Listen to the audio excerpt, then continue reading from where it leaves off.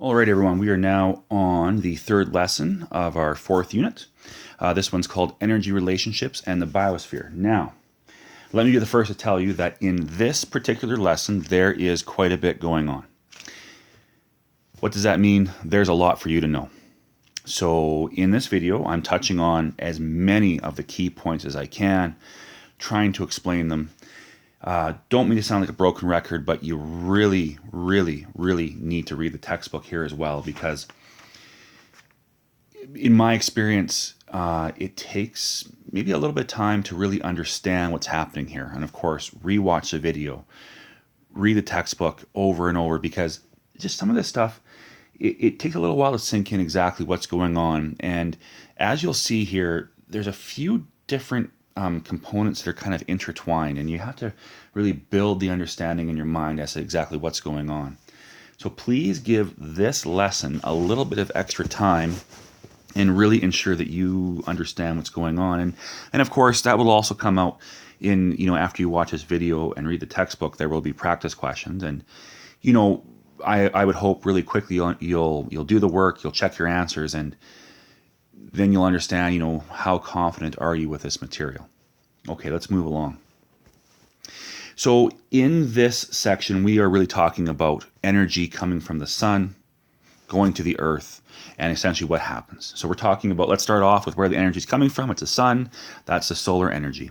The sun's energy is radiant energy. Recall, that means energy that is transmitted in waves.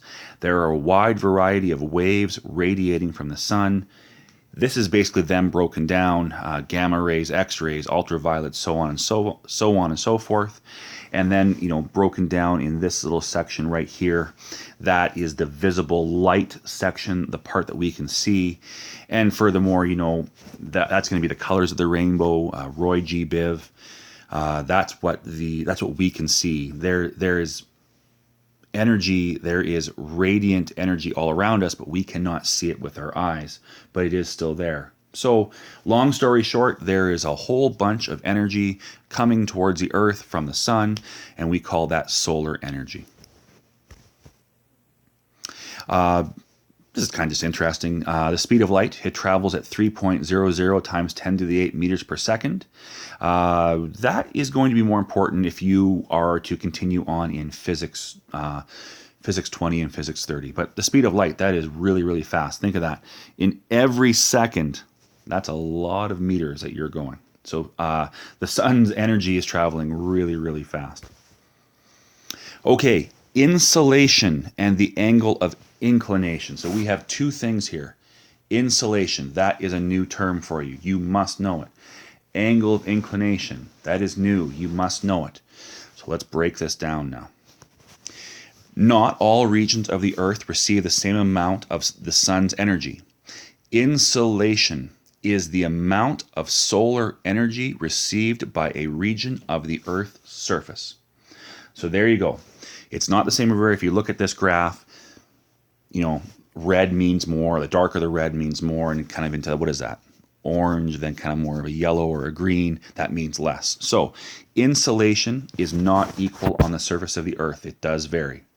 Okay, so make sure now you know what insolation means. Insolation is the amount of solar energy received by a region of the earth's surface. Now, what we're getting into now is kind of the seasons, and why do we have seasons? Why do we have differences? Like, why do we have different climates? Why do we have, here's another good question. Why, when it's summer, let's say like I'm here in Red Deer, Alberta, so I'm in the northern hemisphere. It's summer, in June, July, August, it's warm. But why is it winter in the southern hemisphere, like in Australia right now? Why is that different? And what we're going to try to do now is we're going to try to use insolation, okay, the amount of solar energy, and we're going to combine that with the movement of the earth around the sun, and we're going to try to understand why the heck are there different seasons, okay? And if you want to look at this, it's on page 358 of your textbook, which comes about later, but let's see, this is one of those things where we really have to focus. First thing, if you had a globe in front of you, that would be awesome, because you see the globe, when you see the Earth on a globe, it's not straight up and down.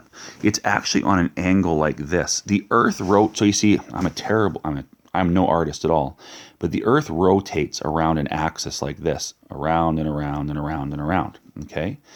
Now, my direction might be wrong, but the point I'm trying to make is the Earth spins on an axis. And this axis, it is not straight up and down like this. So the Earth isn't just rotating around on a perfect circle like that. The axis is tilted, okay? And from there, that's how the Earth spins around. So if you had a globe in front of you, you will see that the metal, let's say the metal axis or the rod in there is tilted and the Earth spins around that. So if you can get your hands on a globe and just take a look at that for a second, you'll see what I'm talking about very, very clearly. And that is key, everyone, is the fact that the Earth spins. We all know the Earth spins. It takes 1 day for it to complete one rotation. The point I'm trying to make to you is it's not straight up and down. It spins on an axis like that. Okay, it spins like that. So insulation and the angle of inclination. So here we go. So we know about insulation already. Should I go back to that? Insulation is the amount of solar energy received by a region. Insolation is the amount of solar energy received by a region of Earth. Now, angle of inclination. The angle of inclination refers to the angle of the Earth's axis compared to the vertical. This, for all intents and purposes, is 23.5 degrees. What does that mean? So this is your vertical line, okay? Now, in a globe, that means the Earth, it's 23.5 degrees off that vertical. So instead of being like this, it actually goes like this. And then if you look at your globe, it's going to spin around like that, okay? Now, I'm not worried about direction here because you could get into which way does the Earth spin. I'm not worried about that right now. All I'm trying to get you to see is it's not straight up and down. It is tilted. The middle axis is tilted 23.5 degrees and it spins around like that. That is the angle of inclination, 23.5 degrees. Now, what does that mean? What you're going to see here very soon is because of that tilting, that 23.5 degrees, different parts of the Earth are going to receive different amounts of sunlight throughout the year. And you may have guessed it, that's what leads to our seasons. And let me see now if I can do my best here to try to explain this to you. My goodness, if I was in front of you, yeah, I'd have the globe out and I'd be putting flashlights, but let's see if I can do it this way. Okay, first of all, we need to really be clear, just make sure we're talking the same language. You have the southern and northern hemisphere. So again, the northern hemisphere is everything above the equator, and the southern hemisphere is below the equator. Of course, myself, I'm in Red Deer, Alberta. I'm going to put myself right there. Okay, somewhere Northern America, above the States. So northern hemisphere, southern hemisphere, make sure you know it. And look, and there's your angle. It's not vertical. It's not like this. It's been moved over 23.5 degrees. And then we spin around it like that, right? Okay. So there's a lot going on. You're like, oh, what's going on this page? But I want you to look at, so the Earth moves around the sun. So let's look over, let's start here. The Earth travels around the sun. It takes 365-ish days to do so. And of course, that is 1 year. The other thing I want you to notice is that the Earth does not travel in a circular pattern. It's actually called an ellipse. Now, what that means is kind of more like an oval, where it's kind of like, again, I can't draw, but it's not a perfect circle. Now, so what does this mean? So if I erase this now, let's take a look at, we'll call this 1, 2, 3, and 4. So what I'm going to try to do is I'm going to try to associate the Earth's location to the sun to the season that's occurring in each hemisphere. So now, can you see, if you really zoom in, you can see that the Earth is tilted there. Do you see the axis? I'll erase this, but do you see how it's going through like that? So We're at that 23.5 degrees. Now, because of that, which hemisphere of the Earth is receiving more radiant solar energy or more insolation? Well, more of the sun's energy should be hitting the southern hemisphere. That makes sense, doesn't it? And much less will be hitting the northern hemisphere. That means that in this situation, the southern hemisphere will be experiencing summer, the northern hemisphere will be experiencing winter. Actually, what I'd like to do, that was number 1. Let's skip down to number 3. Let's do the other extreme. So then we'll go probably 6 months later. So if this is, okay, we could get into it, but this is December. We will get into this. This is December 21st. I will explain these dates, okay? 6 months later, the Earth will have traveled halfway around. This is June 21st.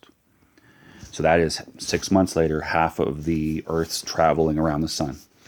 Now look at it. The Earth is still tilted at 23.5 degrees. Now, where is most of the sun's energy hitting? Is it hitting the northern hemisphere or the southern hemisphere? Well, in this case, most of it is hitting the northern hemisphere, and that's going to give us summer, and it's going to give the southern hemisphere winter. Makes sense. It's going to be summer because we're getting a lot more radiant energy. It's warmer, it's hotter, all those good things. The southern hemisphere is not getting as much energy, so it's going to cool right off. Now, what about fall and spring? So let me just kind of erase some of this mess here, because of course you can go back and rewatch this a million times. So let's be really clear here. So we're looking right here. We now know that in this diagram, the southern hemisphere is experiencing summer and the northern hemisphere is experiencing winter. Now what's going to happen is the Earth is going to make its travel to here. So now we're at number 2. So what's happening now?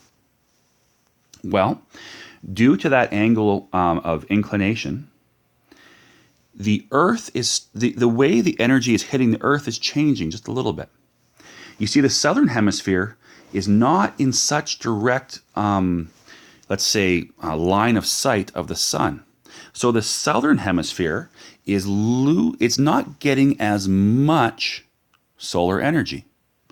So it's not quite the same. It's not summer anymore. So we're gonna travel into fall. Not as much solar energy is hitting the southern hemisphere. But wait a minute. The northern hemisphere, which I kind of just put a dot on, up here in number 1, it was not getting very much solar energy at all. But all of a sudden, now it's getting a little bit more. So we're going from winter into spring. We're getting a little bit more solar energy. Things are warming up. Okay, the seasons are progressing.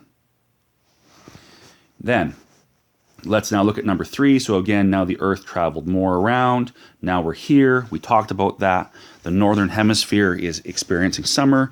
It's getting tons of solar radiation. And the southern hemisphere, well, it's not getting as much, so it's winter. Let's look at number 4. What happened in number 4? Well, the Earth has traveled to this point. Okay? So now, the northern hemisphere in number 3 was getting a ton of solar radiation. Now that it's traveled to here, it's not getting as much. So it's not summer anymore. Now we're in fall. We are losing. We're not getting as much solar energy, so we're cooling off a little bit, moving into fall. The southern hemisphere, well, it was just experiencing winter in number 3, and all of a sudden, as it makes this trip, all of a sudden it's picking up. It's getting a little bit more solar energy. Therefore, we're going to move into spring. Now, I hope I've done this justice. I hope you understand now why different hemispheres get different seasons. It's on page 357, 358 of your textbook. I think this makes sense, but again, that's me, and I'm not there in front of you to see if you get it. I hope that makes sense. Also now, I should talk about the dates. Okay, I want to talk about some dates because, in a little bit before there, I was talking about December 21st, June 21st, blah, blah, blah, like that. Equinox. An equinox occurs when the Earth is tilted sideways relative to the sun. The number of daylight hours equals the number of hours of darkness. Now, this happens, the spring equinox in the northern hemisphere, or in other words, for us, happens on March 21st. So if I go back a slide, and I'm looking now particularly at number 2. Number 2, okay, whoops. Number 2 is our spring equinox. I am looking right here. So, number 2 occurs at March 21st. On that day, March 21st, in the Northern Hemisphere, that is our spring equinox. The number of hours of sunlight is directly equal to the number of hours of night, let's say. It's right in the middle, okay?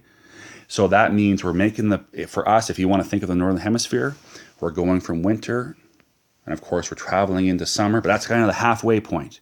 That's right where we're equal to the number of hours of daylight and nighttime. So let me ask you this. It's kind of interesting, and maybe this is beyond the scope of the course, but to heck with it. I really want you to make sure you know this. For the Northern Hemisphere, it should make sense. Now, I'm going to tell you, let's just be really general with this. If I go back to this diagram, I'm telling you in number 2 that we are getting an equal number of hours of daylight and sunlight. If you had to guess, if you had to look here at where I'm drawing this globe right here, that's going to be the dead of winter for us. As the Earth travels this way, we're in winter, we're moving towards spring. Just so you know, our number of hours of sunlight are increasing. Now, just so you know, from this point to here, we have more night hours than day hours. And then all of a sudden we reach point 2 right here where it's equal. And now we're still gaining more daylight. And at this point is where we get equality. And then beyond that, we have more hours of daylight than nighttime. Okay. And then it's going to reach, we'll talk about this, June 21st. June 21st and number 3 is where we get the most hours of sunlight in a day. And then, of course, as we come back around, it's going to change again. So now let's look at the fall equinox. So the fall equinox is September 21st in the Northern Hemisphere. That would be right here, September 21st. So let's see if we can explain what happens. So in number 3, I'm telling you that's when we're in that's summer. We are getting the most hours of daylight that we can. It's the longest day of the year. You might know that. But you see, beyond June 21st, we're starting our travels along this track again. And I can tell you that beyond June 21st, the number of hours of sunlight is slowly decreasing. And nighttime is increasing. And then on September 21st, we reach that balance point again where we have an equal number of daylight and nighttime hours. You guessed it, beyond September 21st, as we head here, we're heading towards winter. So what's greater now? We should be getting more nighttime, or like time without light as compared to time with light. And of course, we know this. When you have light, you get energy. When you don't have light, you don't have energy. So I really want you to think of that. So let's recap. This is going to be, it's December 21st. December 21st is the shortest day in the Northern Hemisphere. The Northern Hemisphere is getting virtually no sunlight. That's why it's winter. We're not getting enough energy. As we travel in this direction towards March 21st, so this is March 21st right here, what's happening? We are moving in this direction. All of a sudden, we are gaining more and more daylight hours as we approach March 21st. Now, I will tell you that there's still more nighttime than daytime, but the daytime is increasing. On March 21st, all of a sudden, everything is equal. Equal number of daytime and like nighttime hours. Then the Earth continues to travel in this elliptical pattern. And as it approaches step 3, like I said to you, we're getting more and more daylight, less and less nighttime. On step 3, that is June 21st. So this is June 21st. Sorry for all my scribbling. June 21st is the summer solstice. That's where we have the greatest number of daylight hours, the smallest number of nighttime hours. It makes sense. We're getting a huge amount of solar energy because we have so many daylight hours. Then beyond June 21st, it starts leaving us again. the the hours of daylight we get are slowly decreasing. And if we have less and less sunlight, that means we're cooling off. Well, guess what season we're heading to? We're heading towards fall or winter if you want to go that far. So as you come along this curve right here past June 21st, we are losing daylight hours, which means we're losing solar energy. We're cooling off. We get to September 21st, everything is equal. And then beyond September 21st, that equality is gone to the other side. We have less hours of sunlight as compared to nighttime. So when you have less solar energy, you're cooling off. And then the extreme worst is December 21st, the winter, probably the winter solstice they call that, where we have the greatest number of nighttime hours as compared to daylight hours, and that's why it's so cold. I hope that made sense. This is so hard to explain to you via paper, but I think I got it. Hopefully that makes sense for you. So what I've covered off now is I've done spring equinox, fall equinox. Summer solstice is June 21st. Winter solstice is December 21st. So think of that. This is going to be max daylight hours. So that means it's hot. We're getting all this energy. Winter solstice, December 21st, is our minimum daylight hours. So that means that we are not exposed to very much solar radiation at all on December 21st. The nice thing is, I always think to myself, on December 22nd, we're already increasing the amount of solar energy we're getting. We're coming back around the bend. Okay, let's move along. I kind of put it all together for you here on one, so I don't think I need to do this again too much. But you can see, if I look to this side, that's December 21st. That's the winter solstice. The northern hemisphere is getting the least amount of daylight hours. As we move in this direction, our amount of daylight hours is increasing, but we're still cold. Then we hit March 21st, which is the spring equinox. It's an equal number of daylight hours as compared to non-daylight hours. Then in this region, life is getting good because between March and June, all of a sudden, we're no longer in balance. We're getting more daylight than not. We max out on June 21st, which is the summer solstice. That means that is our greatest number of daylight sun hours. We're getting all this energy. So, of course, it's warmer, it's nicer. Unfortunately, past June 21st, we're going the other way. We're losing daylight hours. And what's happening is, I guess that means that we're getting less light, we're getting less energy. So we're going to cool off, heading into fall. Here is the fall equinox right here, where we have an equal number of, hours with light, hours without. Of course, with less light energy, you're cooling off. And then here in this period, this is where it gets a little bit uglier because the number of hours without light are increasing. They're outweighing the numbers with light. We're cooling off. With less energy, you're going to cool off. And of course, we hit our maximum in the winter, December 21st. I hope you understand this. I hope I did a good job. Let's move along. Okay, angle of incidence, something totally different now. This is on page 359. Page 359. The shape of the Earth also plays a part in insolation. Remember, what is insolation? That's the amount of solar energy hitting a part of the Earth. Because the Earth is spherical, a circle or a sphere, a light ray hitting the equator strikes the Earth with more intensity than a light ray hitting at a higher latitude. I think that makes sense, doesn't it? So if I did, here, I'll do my own little drawing. So I can kind of do it like this. So here's kind of a side of the Earth. This is the equator. Here is the sun, our blue sun again. You see the energy is traveling, and it makes perfect straight contact. That is a 0% angle of incidence. Right in, straight in, okay? But the thing is, though, if you look, and I'm kind of mirroring this right here, okay? This time the light's coming in, and it's hitting at more of an angle this time, okay? Angle of incidence. I'm getting all confused here. So let's read what it says here for figure D 2.5. the angle of incidence increases with distance from the equator. As a result, the same amount of solar energy is spread over a larger surface area at more polar latitudes, such as area B. Now, what I'm trying to say to you is this. I'll kind of keep it really brief. Let's pretend, so the sun is right here. Okay, let's say it's giving off, we'll keep it really easy, 100 joules of energy. I'm sure that's not right, but I just want you to understand. You see, that's traveling in a straight line. So all 100 units of energy are going to be delivered right there. Okay, so like we're talking, it's coming in a straight line. It hits right there. It's very focused.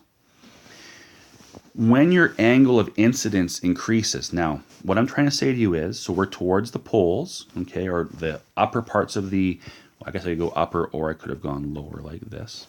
What I'm trying to say to you is that same 100 joules is released from there. But because of that angle of incidence, that 100 joules of energy will be shared, let's say from there to there.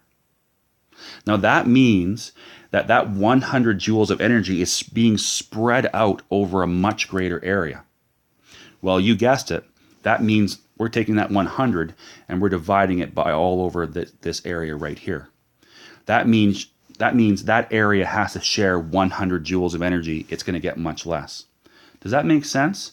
So again, the equator, 100 is released, it comes straight in, and boom, this small little area gets 100. That's a lot of energy. Boom, it's going to heat up.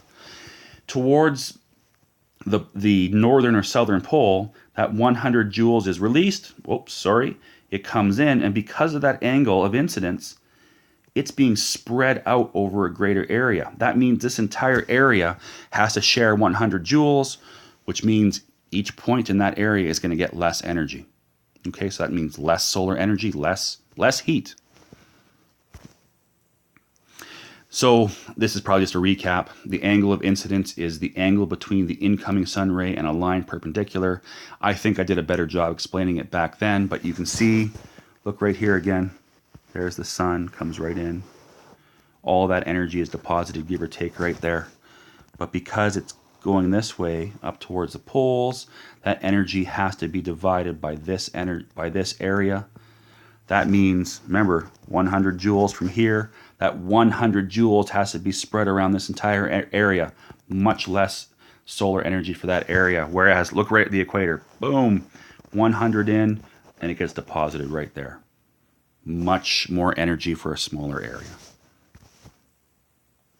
The other category here you want to know is called albedo. Have you ever noticed that when you go out on a hot day wearing a black t-shirt, you feel warmer than if you were wearing a white one? That's true. If it's smoking hot and you're wearing a black shirt, the black really seems to absorb it, whereas white seems to reflect it.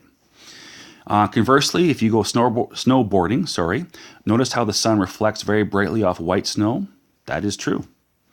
The two phenomena can be explained using a concept called albedo.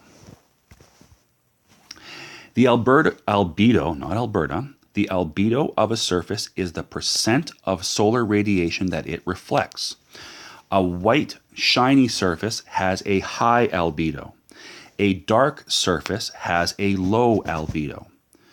So the average albedo for the Earth's surface is 30%. But let's just be clear on this. If you have a dark object, it's very good at, it has a low albedo, it absorbs it, okay? Like right here, it's taking it in, and very little of that energy is being reflected. Whereas if you had a lighter surface or a white t-shirt, the energy comes in and more of it is kicked back out. It reflects it, okay? That's the albedo. How much of the energy is absorbed? Here it is over here in real life. Here's the sun shooting down on, this must be ice of some kind. So here comes all of it, and most of it, and a lot of it, 80% is kicked back. Comes down, 80% kicked back. And of course, if it was darker, more and more of it would come down and be absorbed. Implications of albedo. Because snow and ice have a much higher albedo, regions that are frozen reflect more of the snow than regions without. The albedo of most regions in Canada is significantly higher in winter than it is in summer. Well, that makes sense. Because in the winter, we're covered with more snow and ice. So that means we're going to have a higher albedo. More of the energy coming from the sun is going to hit our snow and ice and kick back up. We're not absorbing it, we're reflecting it. Okay? In the Arctic, the albedo is very high year-round, due again to the snow and ice cover. This has always kind of surprised me, but yeah, it's right. Deserts also have a high albedo. There's nothing there absorbing it. It just hits the sand and kicks back out. So this is your summary, okay? So summary of Earth-Sun relationships.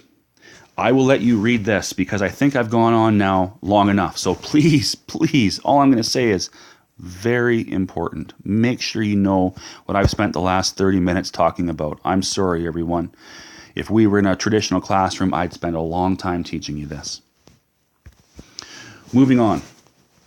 Natural greenhouse effect. So if you're in the textbook here, the natural greenhouse effect will take place on page 365. Natural greenhouse effect. Recall, energy cannot be destroyed. So if some/most of the sun's rays reflect off the Earth's surface, where do they go? So if you look right here, this is the natural greenhouse effect. This is not bad. We need this, people. You see, everyone thinks greenhouse effect, it's bad. We will talk about this later on. But there is a natural greenhouse effect on Earth that we need. What the heck is going on? What we're talking about here is solar energy. So here's your sun. And we have energy, solar energy coming in. But what I want to say to you is some of that energy, yes, it is absorbed by our planet, which heats us up. We need it. If the sun shut off, well, things would cool off here pretty quick. So what I'm saying to you is solar energy, we can't turn off the sun. So there's always energy coming at us. But what I'm saying to you is some of it is absorbed by the Earth, and also a lot of it is kicked back into space. And we want that to happen, people. We want to have this balance where we want to have some energy allowed in, and we want some of it kicked back out. And that is the natural greenhouse effect. In other words, if the natural greenhouse effect is perfect, the temperature of the Earth should remain the same. Because like I said, I can't turn off the sun. We'll have a constant flow in. We'll have a constant flow reflected back. That means the amount of energy on Earth should remain the same. So again, this is just a recap of what I said. Normally, a portion of this thermal energy is lost into space. And a portion is absorbed by the atmosphere. Great. Some of it's kicked out. Some of it we take in. Should keep us balanced. Without this effect, the Earth would be 33 degrees cooler. Holy cow. Now, what is the net radiation? This is what I'm talking about. Before human activity made such an impact, the Earth's radiation budget was balanced. What I'm trying to say to you is, every day, all day, the Earth is always being hit with energy from the sun. We get that. But what I'm trying to say to you is, some of it is absorbed. Some of it is kicked out. And it was a perfect balance. The amount we had absorbed was, well, here, why don't I just tell you what it is? The net radiation budget is equal. Incoming radiation minus outgoing radiation. If you balance that all out, it's zero. What I'm trying to say is, if you look, we have a certain amount comes in, it's absorbed. We have a certain amount getting out. And what I'm saying to you is, it's a perfect balance, which means the Earth remains constant and consistent. Okay, we're not going up, we're not going down. We're always having an equal amount in and an equal amount out. And if you have that take place, well, doesn't that mean you stay the same? Which is the way it used to be. It was a perfect balance between how much was coming in and how much was getting out. With that being said, the Earth wouldn't be becoming hotter or cooler. It would be the same because the radiation budget was balanced. Equal in, equal out. The Earth's climate, heat would stay the same. Okay, what do we got here? This is just more recap of what I just said, but again, just make sure you understand what's coming in naturally. What's coming in should be balanced by what's going out, and that means the Earth will remain constant.